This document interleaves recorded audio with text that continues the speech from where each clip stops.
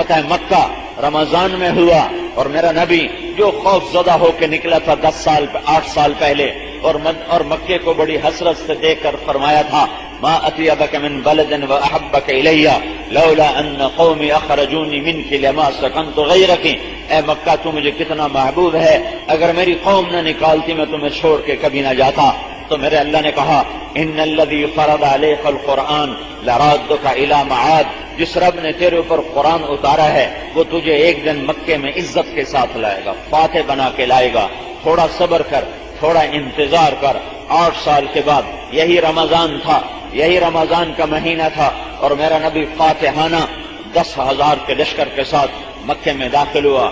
خالد بن ولید ایک لشکر لے کر چلے، پیچھے ابو ذر غفاری ایک لشکر لے کر چلے، پیچھے بریدہ بن حصیب ایک لشکر لے کر چلے، پیچھے بنو اسلم ایک لشکر لے کر چلے، پیچھے معبد بن خالد الجہنی ایک لشکر لے کر چلے، پیچھے نعمان بن مقرن ایک لشکر لے کر چلے، اور پیچھے صعب بن جسامہ ایک لشکر لے کر نکلے، پھر معقل بن سنان ایک لشکر لے کر نکلے۔ یہ ایسے ہر سردار کے ہاتھ میں جھنڈا، اور آپ نے 10 لشکر روانہ فرمائے، اور ابو سفیان پکڑے ہوئے پہاڑ کی چوٹی پر، اور خالد بن ولید گزرتے ہیں تکبیر پڑھتے ہیں، اور ابو ذر غفاری گزرتے ہیں تکبیر پڑھتے ہیں، بریدہ بن حصیب گزرتے ہیں تکبیر پڑھتے ہیں، بنو کعب گزرتے ہیں تکبیر پڑھتے ہیں، نعمان بن مقرن گزرتے ہیں اللہ اکبر کا نعرہ لگاتے ہیں، معبد بن خالد الجہنی گزرتے ہیں اللہ اکبر کا نعرہ لگاتے ہیں، ابو واقد اللیثی بنو بکر کے ساتھ گزرتے ہیں اللہ اکبر کی تکبیر پڑھتے ہیں، صعب بن جسامہ بنو لیث کے ساتھ گزرتے ہیں تکبیر پڑھتے ہیں، معقل بن سنان اشجعی وہ بنو اشجع کے ساتھ گزرتے ہیں تکبیر پڑھتے ہیں، لشکر در لشکر۔ اور ابو سفیان کہتا ہے یہ کون ہے؟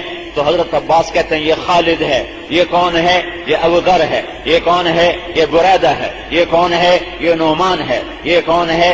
یہ معبد ہے۔ یہ کون ہے؟ یہ صعب ہے۔ یہ کون ہے؟ یہ معقل ہے۔ یہ کون ہے؟ یہ ابو واقد ہے۔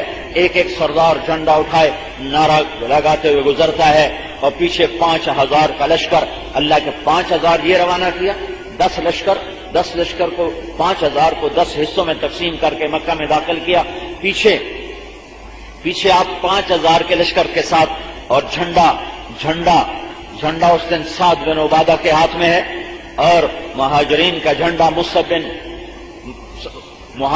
اسید بن حضیر رضی اللہ تعالیٰ عنہ وہ آپ کے بائیں طرف ہیں، اور ابو بکر صدیق آپ کے دائیں طرف ہیں، اور اسامہ بن زید آپ کی اونٹنی کے پیچھے سوار ہیں، اور جھنڈا سعد بن عبادہ رضی اللہ تعالیٰ عنہ کے ہاتھ میں ہے، اور عمر رضی اللہ تعالیٰ عنہ صفوں کو درست کرتے ہوئے چل رہے ہیں، اور ان کی کڑکدار آواز ہے، اور غبار اٹھتا ہے، اور غبار مٹی میں سارا دستہ چھپ جاتا ہے، حضرت عمر کی آواز گونجتی ہے، تو ابو سفیان پوچھتا ہے عباس یہ کیا مٹی اڑی ہے، یہ کیا غبار اڑا ہے؟ تو ابو عباس فرماتے ہیں ھذا رسول اللہ فی کتیبۃ الانصار والمہاجرین، یہ اللہ کا رسول ہے انصار و مہاجرین کے جانثاروں کے ساتھ، اور شمع رسالت کے پروانوں کے ساتھ۔ تو ابو سفیان کہتا ہے یہ آواز کس کی ہے؟ یہ آواز کس کی ہے؟ تو اس پر عباس فرماتے ہیں یہ عمر ہے جس کی آواز آ رہی ہے صفوں کو درست کرتے ہوئے۔ وہ کہنے لگا واہ واہ، بنو عدی حضرت عمر کا قبیلہ چھوٹا سا ہے، بنو عدی بھی اتنے بڑے بن گئے کہ آج لشکروں کو ترتیب دینے لگ گئے۔ پھر اللہ کے رسول کی سواری گزری، سعد بن عبادہ گزرے، جھنڈا ہاتھ میں، زور سے تکبیر پڑی، کالیوم یوم الملحمہ اليوم تستحل الحرمہ، ابو سفیان آج کا دن خون بہانے کا دن ہے، آج حرم کی حرمت اٹھا لی جائے گی۔ ابو سفیان کہنے لگا عباس میں نے بڑے بڑے بادشاہوں کا جاہو جلال دیکھا، تو تیرے بھتیجے جیسا جاہو جلال میں نے آج تک نہیں دیکھا۔ تو عباس کہنے لگے ابو سفیان تیری عقل میں کب آئے گا، یہ بادشاہی نہیں، یہ جاہو جلال نہیں، یہ نبوت ہے اور شان نبوت ہے، یہ نبوت ہے اور شان نبوت ہے، یہ بادشاہی نہیں ہے، یہ بادشاہی نہیں ہے۔ تو اللہ کے رسول گزرے تو آپ کے دائیں طرف ابو بکر تھے، بائیں طرف اسید بن حضیر تھے، اونٹنی پر اسامہ تھے، اور آپ کی ٹھوڑی مبارک اونٹنی کے پالان کے ساتھ ایسے لگی ہوئی تھی، سر جھکا ہوا، اور آپ لا الہ الا اللہ وحدہ نصر عبدہ انجز وعدہ وہزم الاحزاب وحدہ، یہ آپ کلمات دہراتے جا رہے تھے۔ لا الہ الا اللہ. آج اللہ کی توحید سامنے آ گئی. آج قریش کو پتا چل گیا کہ اللہ ایک ہی ہے، احد ہے، صمد ہے، قادر ہے، عزیز ہے، جبار ہے، متکبر ہے، مہیمن ہے، فعال لما یرید ہے، یفعل ما یشاء ہے. آج اللہ کی طاقت سامنے آ گئی کہ ان کے الہ ٹوٹ گئے، ان کے آسرے چھوٹ گئے، اور اللہ کا آسرا باقی اور اللہ کی طاقت باقی. لا الہ الا اللہ وحدہ، ایک اللہ ہے، اللہ کے سوا کچھ نہیں. یہی کلمے کا سبق ہے کہ دل میں اللہ کو اتارو. آج اس نے اپنے بندے کی مدد فرمائی. قریب سے گزرے ابو سفیان نے دیکھا کہ یا رسول اللہ الیوم یوم الملحمہ، کیا آج خون بہانے کا دن ہے؟ تو آپ نے کہا نہیں، الیوم یوم المرحمہ، آج تو رحم کرنے کا دن ہے. تو ابو سفیان نے کہا آپ کے جھنڈے والا کہتا جا رہا ہے الیوم یوم الملحمہ. تو ابو بکر کہنے لگے یا رسول اللہ، سات گرم طبیعت کے ہیں، ہمیں ڈر ہے کہیں تلوار چلانے میں تیزی نہ فرمائیں، آپ ان سے جھنڈا واپس لے لیں، جھنڈا کسی اور کو دیں.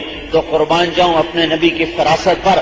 آپ نے سوچا جس کو بھی دوں گا سعد کا دل خراب ہوگا، تو آپ نے سعد کے بیٹے کو بلایا، قیس بن سعد بن عبادہ. فرمایا جاؤ اپنے باپ سے کہو جھنڈا تیرے حوالے کر دے.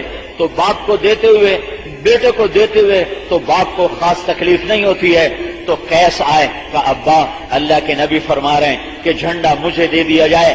تو چونکہ یہ جھنڈا کوئی دنیاوی منصب نہیں تھا، یہ نبوت کی طرف سے ملا ہوا اعزاز تھا، تو باپ بھی بخیل بن گئے، کہنے گے نہیں دوں گا، جاؤ پہلے کوئی نشانی لے کر آؤ کہ واقعی تمہیں اللہ کے نبی نے بھیجا ہے. تو وہ پیچھے لوٹے کہ یا رسول اللہ میرے ابا نشانی مانگ رہے ہیں. تو آپ نے ایسے پگڑی اتاری اور پگڑی اتار کے ان کو پکڑائی کہ جا میری پگڑی دکھا، کہا کہ یہ پگڑی نشانی ہے کہ مجھے اللہ کے رسول نے بھیجا ہے. انہوں نے پگڑی دونوں ہاتھوں میں لی اور آ کر اپنے ابا کو پیش کی. انہوں نے پگڑی کو دیکھا، سر جھکایا اور جھنڈا اپنے بیٹے کے حوالے کیا. انہوں نے پگڑی کو واپس اللہ کے نبی تک پہنچایا. آج وہ دن ہے کہ اللہ تعالیٰ اپنے نبی کی صداقت کو، عزت کو، شان کو ظاہر فرما رہا ہے.